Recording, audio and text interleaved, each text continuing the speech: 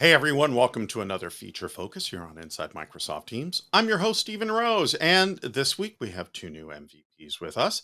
I have Heather Severino, Rodolfo Castro. Heather, say hi. Hello. And Rodolfo. Hello, everyone. So, what I thought would be great for this week's episode is we did without any strings, wires, a really crazy thing for Ignite this year. We wanted to really focus in on all of the great features and functionality that have come out over the past year. So for our Ignite On Demand session, and you'll be able to find it starting on September 11th, we had 9 demos in a 40-minute session. That's a lot.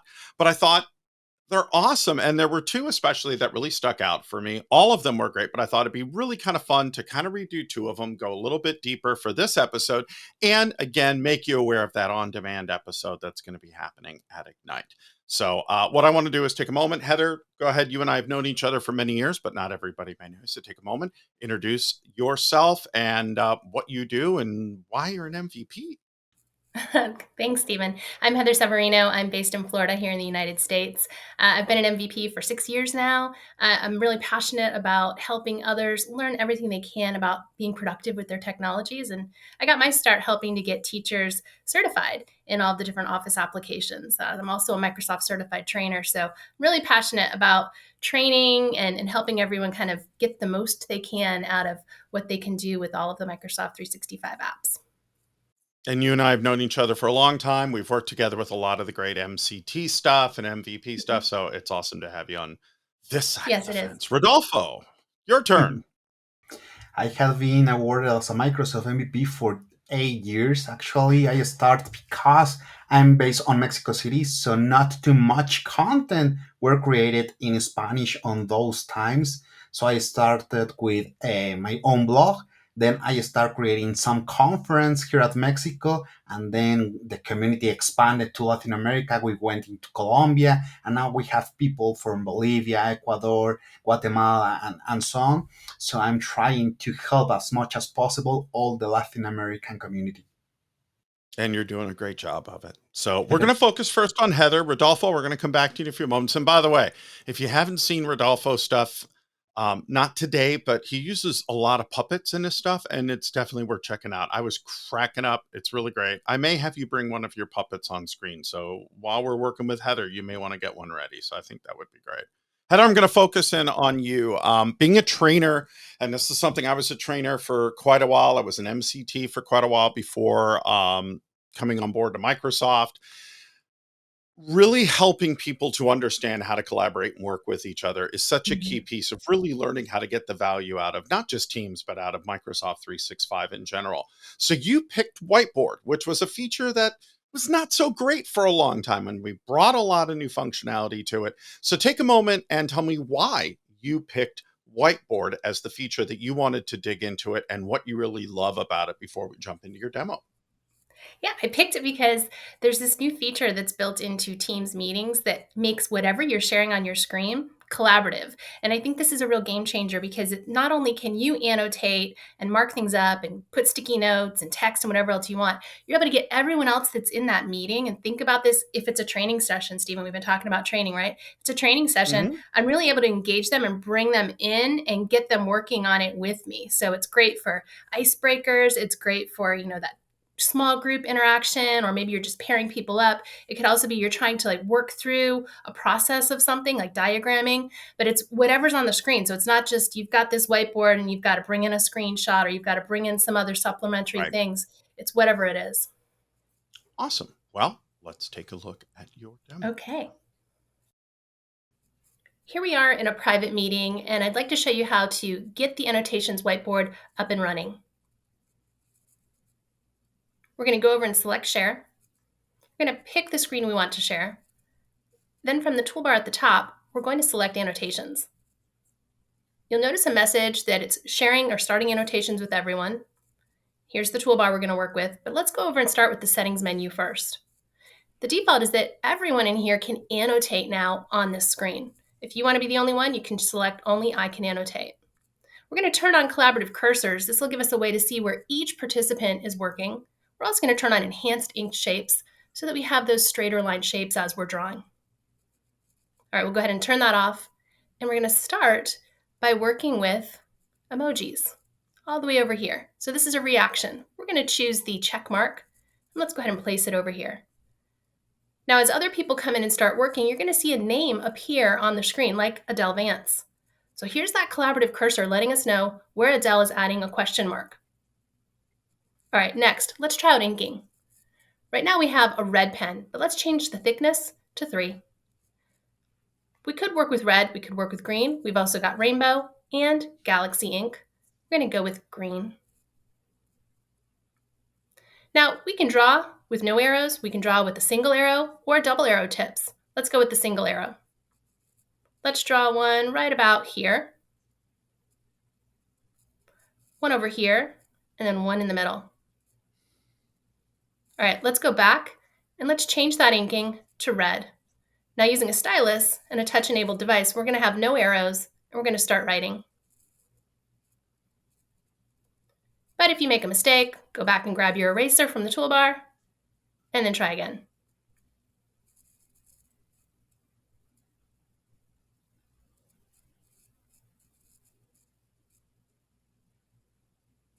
Let's go back and using that ink again, let's draw a shape. Now, when you have enhanced shape, it's going to change it to the straight lines like you see here. You also have a laser pointer on the toolbar. So as you're talking through different topics, you can illustrate those points like this.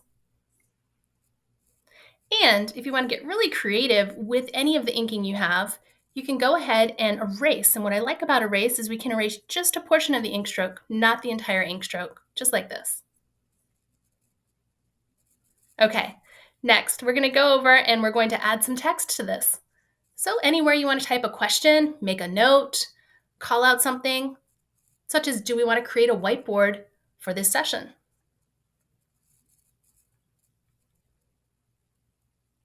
You've also got toolbars you can work with for that as well. Now, let's go ahead and add a sticky note. We can pick a color, then click to where we want to add it, and start adding some content to it. We've also got reactions for this sticky note. So we want to have them list their favorite integration right here.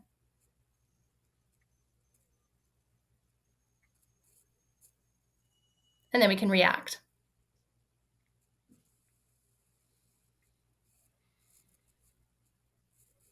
All right, we're going to go ahead and select and then move this sticky note to a better position on the whiteboard. We also have a toolbar to be able to change the color or edit, and if we make a mistake, we can undo and we can redo. When you're done working with this whiteboard, you can also delete it if you want to. We're not going to do that right now.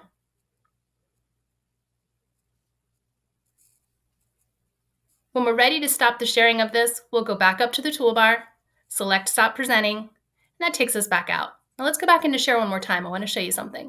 If we scroll down and we go ahead and we select that we want to share something from OneDrive, notice we have a Whiteboards folder. And inside we have an Annotations folder. There's nothing here right now, but once it saves that whiteboard, it's right there and ready for reuse if you want to work on it with that group again in a meeting. All right, Heather, what I really love about this, and it's a great demo, is because that's because that's stored in OneDrive, it's now going to meet all of our compliance. It's going to be encrypted. We can pick and choose who can, share it. It's going to be under our retention policies and our security policies. So it's fully managed and secure, but you're going to continue to have access and manage it just like you would any other document, right? Yeah, that's right. Because I'm the one that shared it, it's in my OneDrive document library. And because everyone else was in that meeting working on it with me, it's automatically shared with them. So even after the meeting, we can still continue to work together, even asynchronously on this. Awesome. Better ways to collaborate. That's what I'm all about. I know you are too. So thanks for sharing that tip. We'll come back to you in a few minutes. But first, let's head over and take a look at what Rodolfo has for us. All right. I love the ability to just better ways to collaborate, which is what Teams and, Microsoft 365 is all about. But speaking of collaboration, I've got Rodolfo with me. Rodolfo, again, thanks for joining. I love the fact you're going to talk about translation, transcription. I notice you have a friend joining us. Who is your friend? His name is Mr. Robert. So All right. he's one of the puppets that I used to work in the Puppets 365 gang. But yeah, as you said, um, translation is really a useful tool, and more for people like me that English is not our first language, and we work globally with people not only in English, it could be German, it could be French, Portuguese, and we Right. need to communicate and collaborate in real time. Now, what I love is the feature we're about to show you is available to everybody, so you can be using this today. So let's jump into your demo and let's take a look. So I will show you how you can enable first the live captions. So we are now on a Microsoft Teams meeting. What we need to do first is going on the top menu to the three dots, the more actions menu. Once we click it, let's go to turn on live captions. The first thing is that it will be asking us for the spoken language. In this case, I will choose English. And also you can see that it gives you the option to always make this my spoken language. That is not my case. I will click confirm. And as expected, it will start with the subtitles on the bottom of the meeting. As you can see, it will start putting in English. And Rodolfo, you said that we can turn on this into a different language. Yeah, you can do it. And I will show you how you can do this. Okay. So also next to the subtitles, you will see another three dot menu. It will give you the opportunity to change the subtitles from English, and then you can see that we have different language that we can select.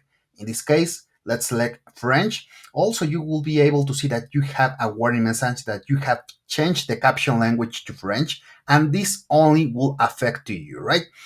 We can change to French, we can change to Portuguese from Brazil, and it will immediately start putting the subtitles, the translation in the language that we selected, right? So for people like me that speak Spanish, so we can turn on this on Spanish, and you can read, even if the speaker is speaking in English, you can read in your mother language, okay? Then let's go and turn off live captions. Let me show you the next live translation that we can use. And this is related with the Microsoft PowerPoint. So we know that we can share Microsoft PowerPoint slides. We can use PowerPoint Live. And right now I'm sharing a Microsoft deck in English. I can go to the next slide. Everything is in English. And we can go to the three dots, go to translate the slides, and select the language that I would like to share, right? Again, in my case, I will select Spanish, and as you can see that it translated real time. It doesn't take too much. I will return back. You can read in Spanish the title of the presentation. You can move through all the slides and it will be changed. We can change to Italian. We can change back to Portuguese, and you will be able to change this. Again, if we are working with people around the globe, this will be easier things once we start working together and collaborating together, right? So we don't need to worry about that part. Next one, and one feature that I really like, is that now we have the option to put an interpreter during our meetings. So first thing is that you will need to set up your meetings. And now that you set up the meetings, let's go to meeting options. And the one that we are looking for is the last one, that one that sets enable language interpretation. By default is turn it off. Let's enable it. It will ask you to put our interpreters. At the moment needs to be internal users. I already invite one of the puppet gang, so Alfredo will be the one that will be speaking. Actually, from English, Alfredo will be translated to Portuguese. Mhm. Rodolfo, what if I have more people, not only Portuguese? Okay, let's add also one interpreter for Spanish. So let's click where it says more interpreters. Let's click on this one. Now let's select Rodolfo Castro. Source language will be English as well. So the main speaker will be talking in English. And let's put this interpreter to be on Spanish, right? So right now we have been saving. We have two interpreters, that one will be speaking in Portuguese, the other one will be speaking in Spanish. Let's see how the attendee will see this one. Once the attendee joins to the call, it will get a message that an interpreter is available. Now he can go to the more actions menu, and new option saying language interpretation will be available. Once you click it, it will ask you if you want to listen the original language, or you can choose to listen Portuguese, or you can listen in Spanish during the same meeting real time. So again, this open collaboration breaks language barriers. This is great for people that English is not our first language, and we need to collaborate with people globally within our companies. That helps a lot. This is great. And I love this because we're so really trying to share about diversity and inclusion, that not everybody works the same way. What I love is, Rodolfo, you're making sure that people are included where English is not a second language, both on the slides and with what they're hearing. And Heather, to find new ways for people to get involved where maybe they don't feel comfortable being on camera or chatting, but certainly want to engage. So, final thoughts on this. Heather, what is the best way for folks to learn more about you? I know you're going to be doing a blog on this for Ignite, and it'll be a great opportunity there. But where should folks going to learn more about you and all the great stuff you're doing as an MVP? Yeah, you can find me on LinkedIn. You can also find me on Twitter. And I'm also on LinkedIn Learning if you want to check out some of my courses. Awesome. And Rodolfo, for you and your many alter ego puppets that you have, which I just love, I think it's awesome. Where can folks go to learn more about you? They can reach us on Twitter. They can reach us on TikTok. Actually, they can reach us on Facebook as Puppets 365 TV. Love it. Love it. So, folks, make sure to check out our on-demand session at Ignite. You'll see these demos plus 7 more. Lots of great stuff. And everybody's going to be doing a blog, so they'll dig in more on the step-by-step and how to learn more. And of course, as part of our feature focus, I want to thank our MVPs, Heather and Rodolfo, for joining us today. Thank you so much for doing this again for me. I appreciate it. Thanks for having me. No problem Awesome. at all.